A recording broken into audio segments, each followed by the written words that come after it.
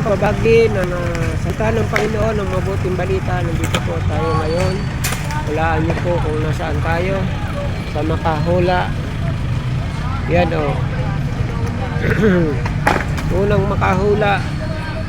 May pa-Gcash. So, ano mo na lang yung Gcash ko dyan. Ilagay mo para mapadalhan natin.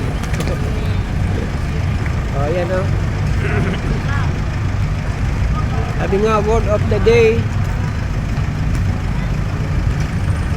Sabi sa John 10:10 na parito ang magnanakaw upang pumatay, magwasak, sumira ng ating buhay. Ngunit sabi ng Panginoong Hesus ay naparito upang bigyan tayo ng buhay.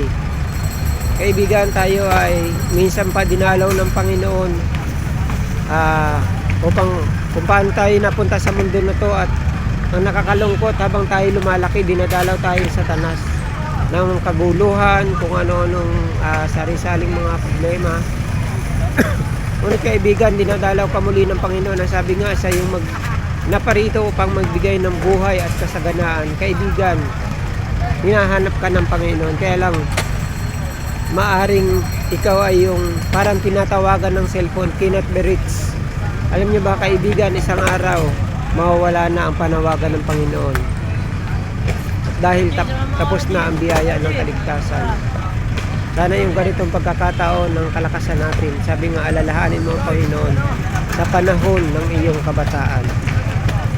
At yan po yung aming natutunan, maglingkod sa Panginoon. Gawin mo na parangalan ang Panginoon na siyang pinagmulan ng lahat ng ating lakas, ng ating kinabubuhay, ng lahat ng mga bagay. So yan po yung mabuting balita sa mga oras na ito. Kailangan ma-reach ka, kaibigan. Masumpungan ka pag ikaw ay hinanap ng Panginoon mo. At kung hindi ka na masumpungan, yan yung nakakatakot na bagay na kung saan baka maiwan ka sa pagdating ng Panginoon. Kaya maglingkod sa Panginoon habang may lakas pa. Thanks for watching and sharing. Follow for more. Thank you, God bless.